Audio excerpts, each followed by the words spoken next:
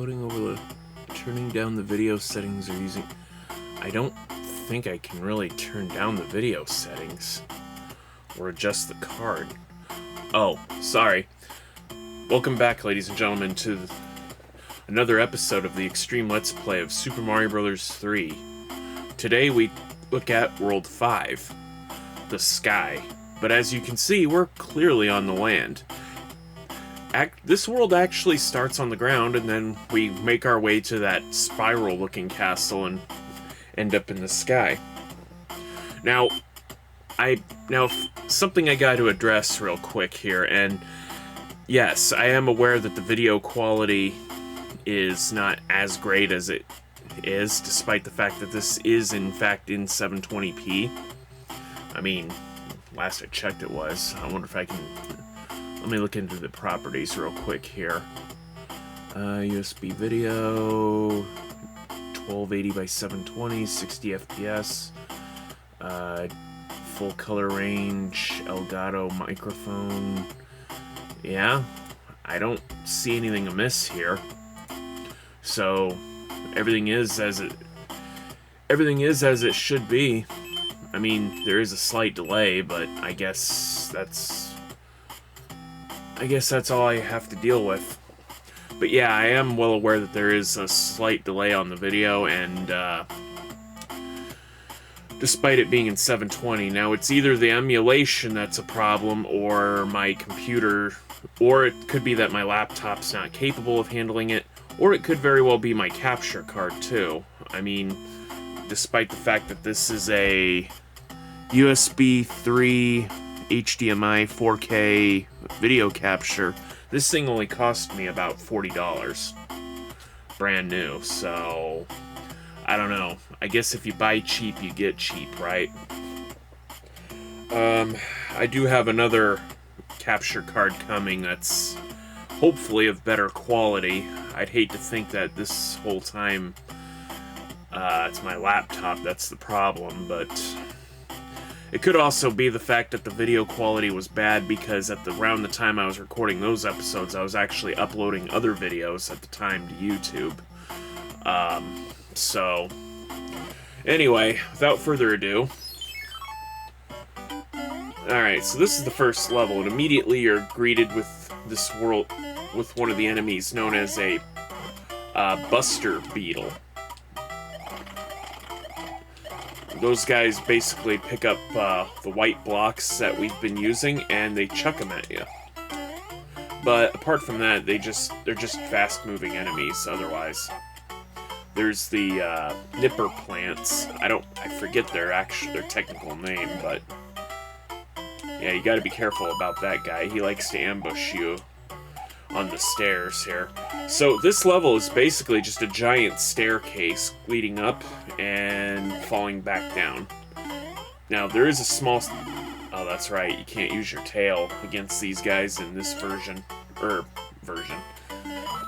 In the actual Mario 3 you can't use your tail, so... Come back here.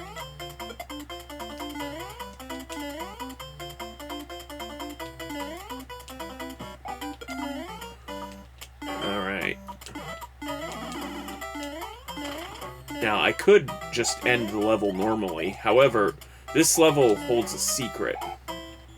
If I can be lucky enough to get it. Now, some people... Oh, I got it in first try. Some people are basically use a power wing to get up here too, and that's fine. Now, if you come down here, you can actually get inside the dome of the level. Where you... Now, this is very important. You gotta basically,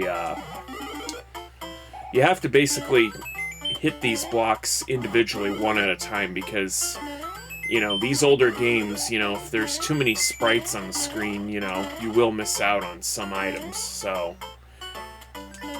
I think to a degree it's fixed in the Super NES version, but... So anyway... You're greeted to this game's 2 threes. There's actually 4 threes in this game. There's the two that you saw there. There's a Roman numeral 3 in the desert, where the Fire Brother was, the one who stole the whistle. And of course there was that 3 that we saw in the first level of the first world. Now the thing is, you can keep doing this repeatedly to get coins and such. Now what I'm going to do, and I'm only going to show this off once, I'm going to take this opportunity to... Okay. 42, 43, 44. Okay.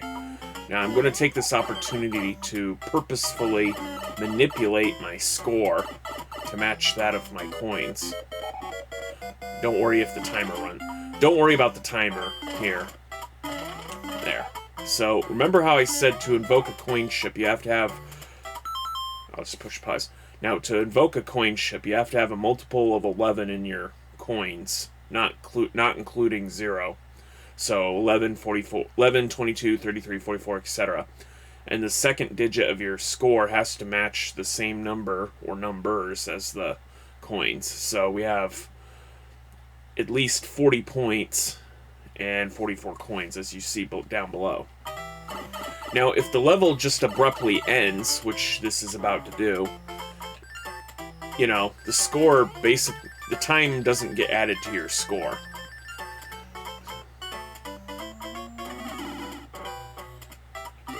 And this is another one of those secret exits, I guess. And then, as you can see, one of the Hammer Brothers changed into a coin ship. Now, only worlds that actually have a Hammer Brother can do this. So, World 1, 3, 5, and 6.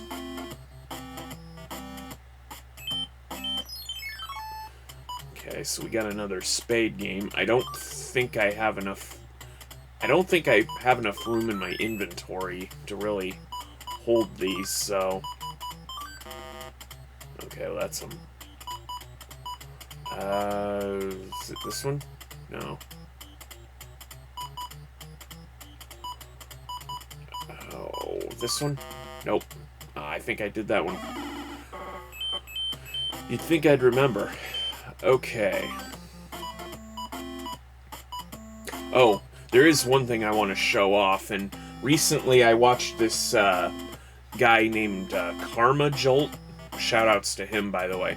So Karma Jolt showed us this trick where, in order to pull this off, I have to use one of these. Don't worry, we'll reverse time. So you come into this level here, right? Now you see how there's a slope here that leads this way? Now if you slide on it normally, Mario can't go past the boundary, right? But for whatever reason, you can do this, and you'll instantly die. It's a useless trick, but for some reason that works. I'll show this off again. So you go this way. See, normally there's a barrier, but if you go you can go past that barrier by doing this.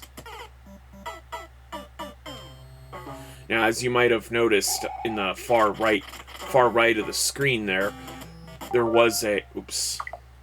In the far right of the screen, you did see a little bit of a Mario there.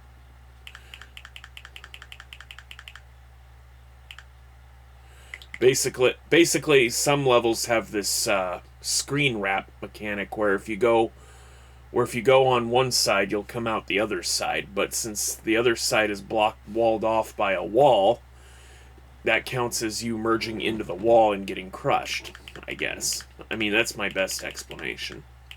So, just thought I'd show that off. Anyway, let's see. 1, 2, 3, 4. Okay, so we gotta use up some of this crap here.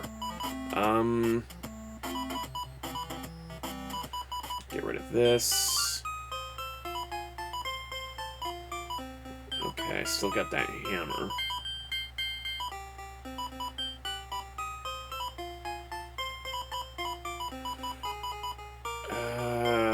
Guess I can use a mushroom.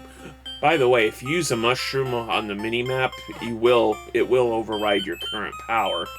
So, I mean, I just used the mushroom to get rid of it, but... Now, this level has two distinct paths. First, I'm going to show it off, so I'm going to take the lower path here.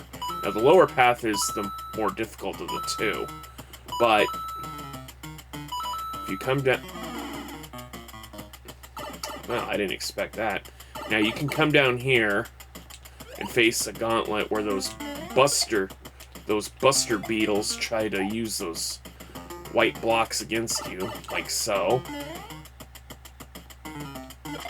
Oops. Didn't think that would clip through the pipe. I mean, as long as you beat them to the draw, they can... Yeah, see, that guy's no big deal.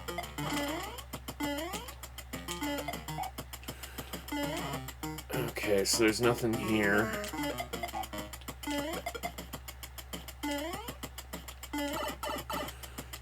And you come up here, and you finish the level. Pretty straightforward. Pretty straightforward. But there is another area. There is another way you can beat this level, too. Oh, I can't go back that far. Well, guess we're not showing it off. Sorry, that's just how it is. Anyway, if you had taken the upper path of that level, you'd be immediately greeted by some nice bonuses, 1-ups and the like. So, yeah, sorry kids. Can't show it off this time. But hey, road less traveled, right? Alright, so...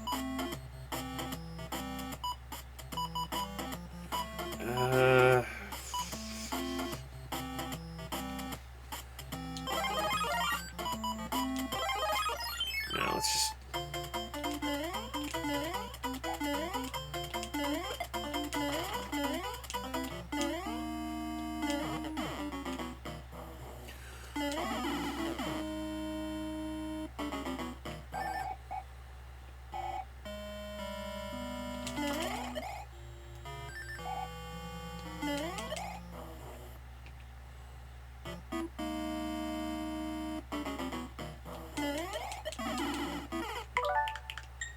Sorry, I told you all I wouldn't do that, but just kind of wanted to show this off too, kind of to make up for the failure. So you could just go through this level normally, or you could go here and collect yourself 3 extra lives.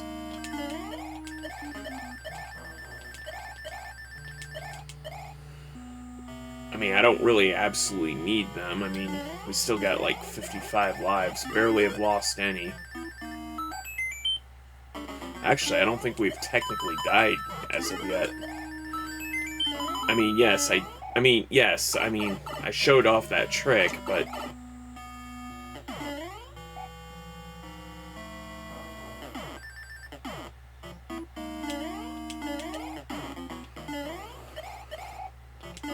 Okay. Provoked the thwomp to come down prematurely. Alright. And this, and that.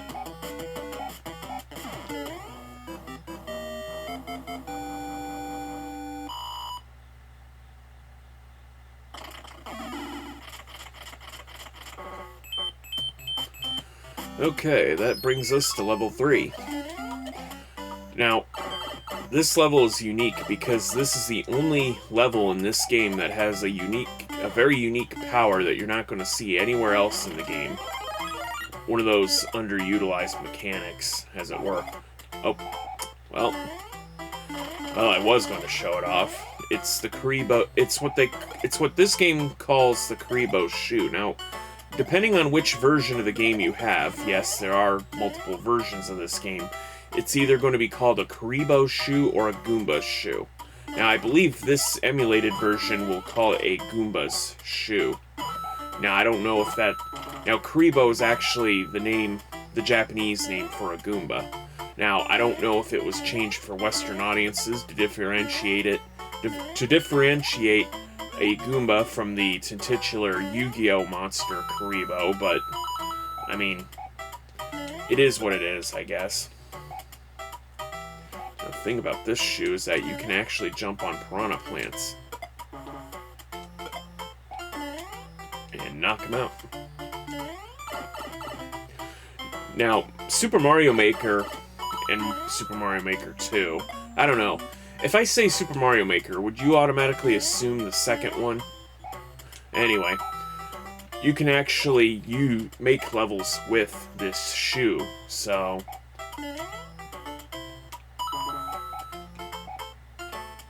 That reminds me, I ought to just do some endless runs or some such.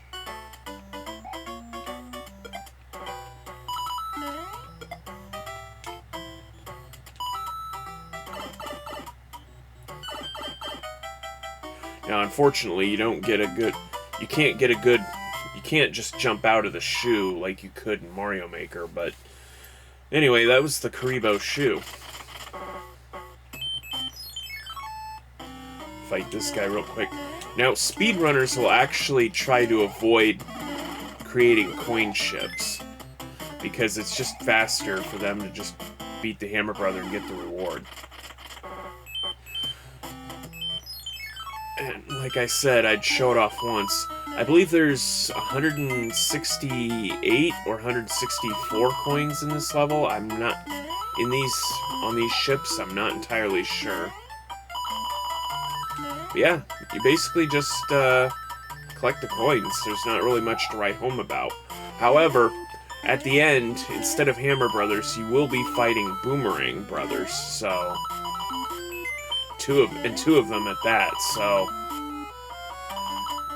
whichever you think is easiest to deal with. Of course, if you have a Fire Flower, you can just roast them, and yeah, that'll be it. Now, one thing most people forget to check is between these two porthole windows, you can get a extra 1-up.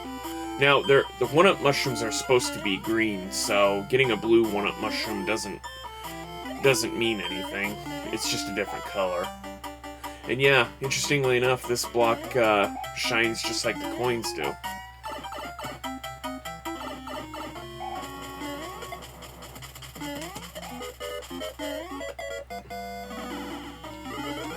Yeah, even encounters with the Hammer Brothers are timed, so... Okay, so this is the tower. This is the only repeatable level in the game.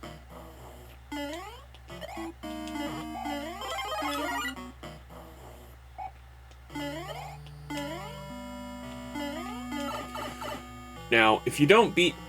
Now, the thing about what they call a Doom ship that the Koopalings fly in this game is that if you die while on the ship takes off to a random spot on the map. So you basically have to spend time chasing it down. That's why there's an anchor in this game to prevent it from moving from place to place. So if you have an anchor, this world might be the best use of it, as you can prevent the Doom ship from switching between, the sky and the land, forcing you to basically complete this level again and again, chasing it down. Just whack this guy with the tail. Don't really need him. Jump through the clouds. And presto, we're now in the sky. Let's see, 1, 2, 3, 4. Don't really need to use a star here, but... So there's an entire part up here that's just full of coins. Nothing really to write home about. In fact, if you get a good enough speed going, you can basically just skip this entire level, like so. Now, this world will have Lakitu's at the end of the stages. Wait until he drops about 4 or 5 of those, and then and then touch the block at the end, and you can get yourself some points. Okay, well, I'm already full up on some items, so I'm going to go ahead and just make use of some of them.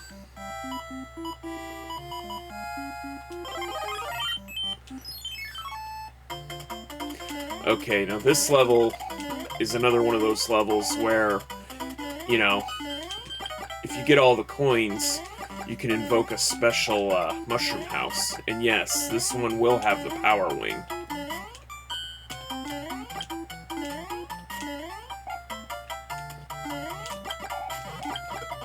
Oops. Well, no big deal.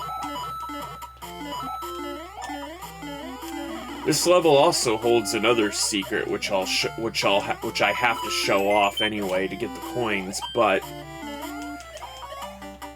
it comes in the form of a Tanuki suit. Oh, I thought that was coins. Okay, come over here.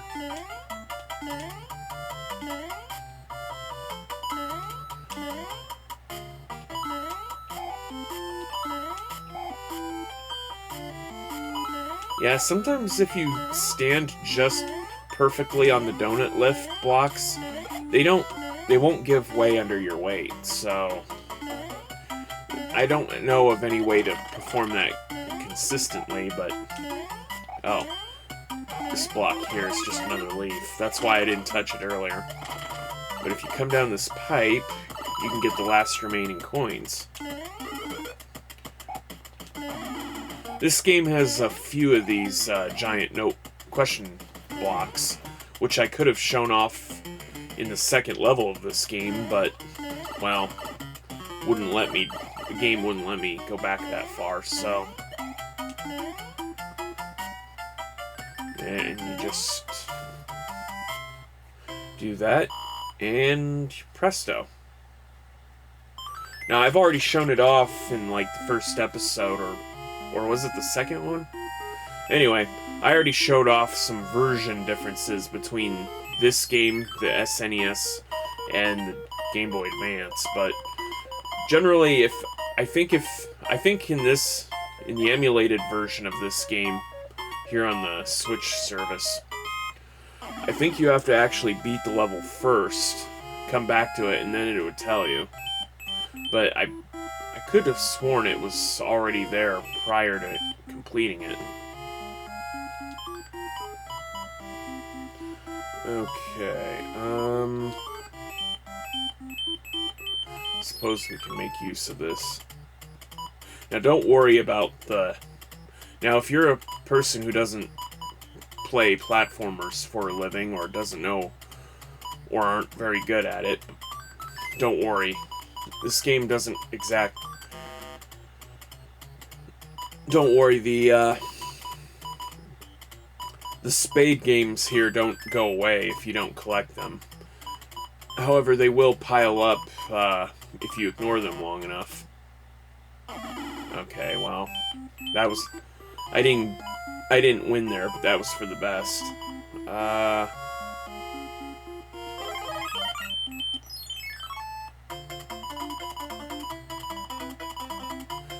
Yeah, kind of a waste of a star, but...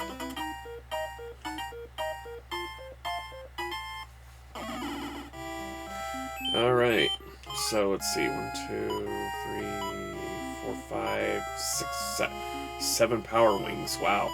Alright, well, I have to fight the Hammer Brothers, so...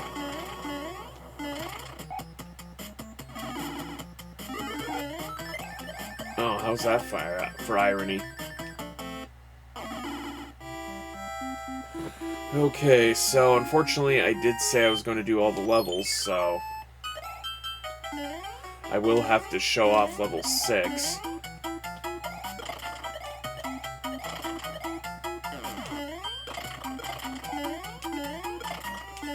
Going down there is a sub-area with some coins and some invincibility. Fun fact, if you're invincible, you cannot actually climb into a pipe that's above your head. And believe me, you know, I've tried. Now, I believe later versions of the game, especially I think the GBA one, I think it actually fixed that, so... Okay, so level 6 is a bit trickier, as it's not only an auto-scroller, but it's also the only time you get to see these flying parabeetles.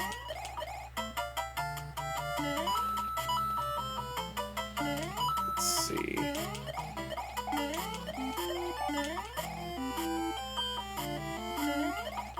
Oh, I don't know if you can hear that, ladies and gentlemen, but my watch alarm is going off. I normally work tonight, but I'm actually on a bit of a staycation, if you will. Oh. Hold on.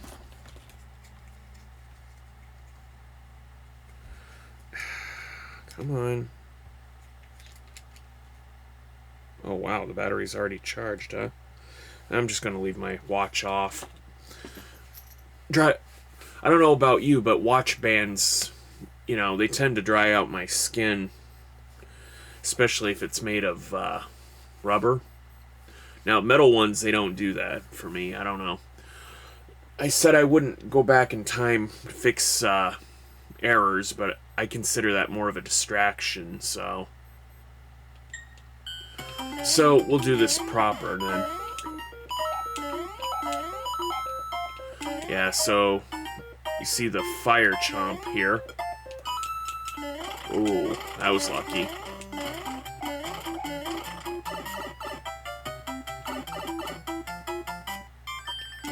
Let's go ahead and finish the level here. Like I said, I'm pretty much good at this game to a point where I basically end up hoarding items in this game, which is pretty bad because, you know, I mean,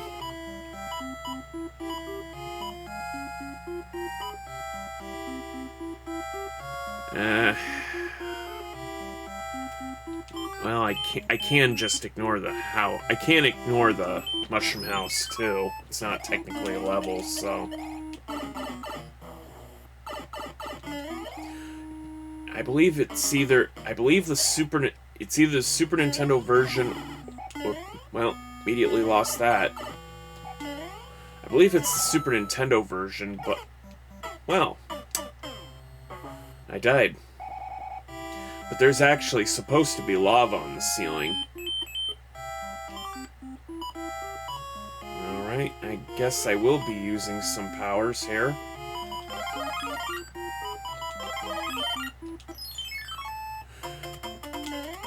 Thing about this is that the game starts you precariously dangling over the edge.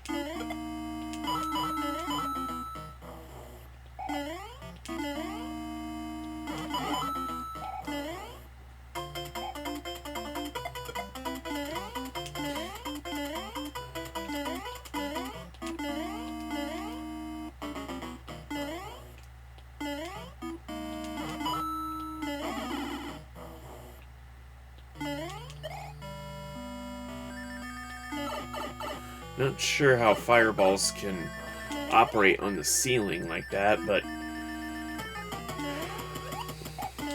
think it might be an altitude thing. Like, we're so high up that things are kind of floating, you know, like the stratosphere or something, but I don't know.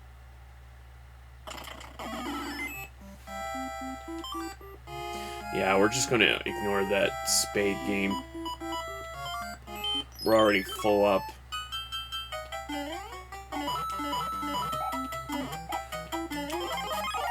But this is another one of those levels where you can basically just run through. Well, maybe not there so much, but...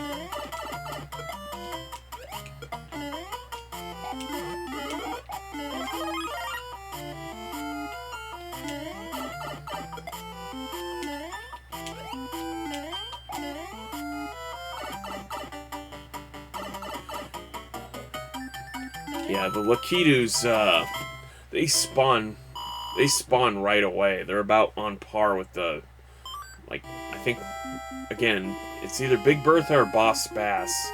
Again, same sprite, different names. Go figure.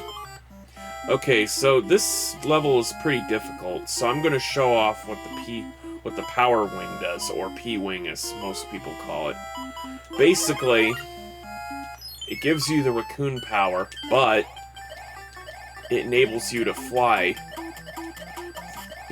for the entirety of the stage. It effectively skips a level while simultaneously allowing you to go through it.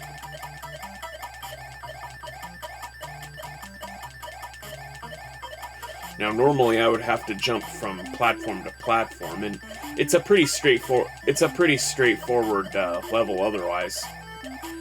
Now, there's no need to worry about that fire chomp.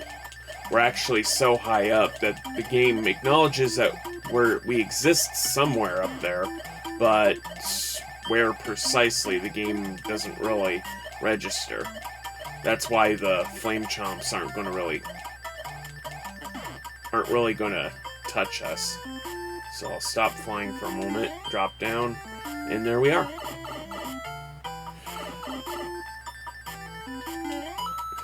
There's a similar thing that happened. Now, that might seem like a weird thing, but there's a similar thing that happens, coincidentally, when you're playing Minecraft. See, a long time ago when I first started playing Minecraft, for example, I found a village, and I was basically trying to protect this village from zombies. But unfortunately, I failed. Turns out, and the ironic way to actually, if you want to protect a village from zombies, the best thing to do is actually to not be in the vicinity of a village. Because, see, the farther away you are from the village is basically stored is not rendered. As long as you're far enough away from the village that the village itself isn't rendered, then none of the enemies are rendered either. So if nobody's rendered, nobody can get hurt. See? I mean, they're still there. They're just not rendered. They're there, but they're not there anymore, In fact, they won't be there until you actually go there. So it's basically like anti-object permanence, If you don't see it, it doesn't exist. Basically. Alright, Nah, we're good. Oh boy, this world basically took a lot longer than I thought. So anyway, this is the airship of Roy Koopa. I've kind of noticed a stark difference between, like, the Koopalings of old and, like, the newer ones, right? Like, Roy, don't get me wrong, Roy nowadays is still depicted as a bruiser, but, comparative to Morton, who clearly had a growth spurt, if you compared his, comparative to Morton, who clearly had a growth spurt since, he basically, I think Morton's basically now the new bruiser, and Roy's kind of strikes me as like the Raphael of the bunch. I don't know. Weird. By the way, speaking of the Mario 3 cartoon, does anybody remember that episode where, like, well, bear in mind they use different names, but basically Cootie Pie and Big Mouth basically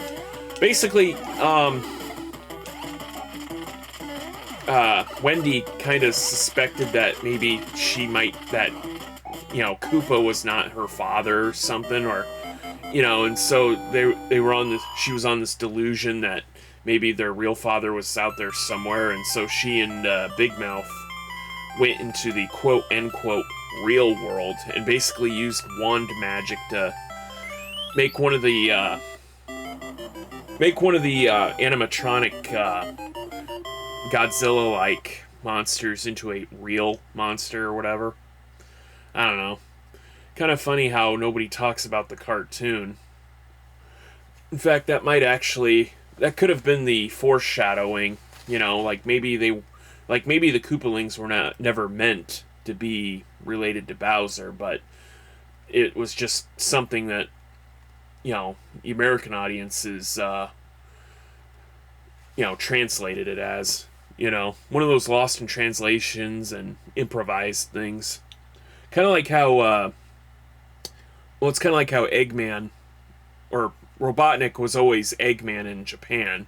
It was never meant to be called Robotnik here in the States. So, fast forward to several years later, and now we just basically refer to him as Eggman, I mean, it makes sense. I mean, everything he makes has the word egg in it, so, yeah, I guess. I mean, hell, even Sonic Adventure, although he called himself Robotnik, I mean, that's basically we created the States created the lore that, the Robotnik that we know basically changed his name to Eggman as a term of endearment, an embracing, instead of regarding it constantly as an insult, So anyway, this letter is actually one of the few that's actually apt, because we actually are going into the ice world next, and yes, the creatures, the nipper plants, will actually come to life if you warm them up with fire. And she gives us a level skipping cloud. So, that'll do it for this episode. I apologize for it being long, but, that's just how it is. In fact, speaking of long, this world is actually 10 levels long. So, I'll do my best to try to blaze through it, but no promises. Anyway, so that's it for the video. Remember, be sure to like, comment, and subscribe. It would really help me out. Alright, see you next time.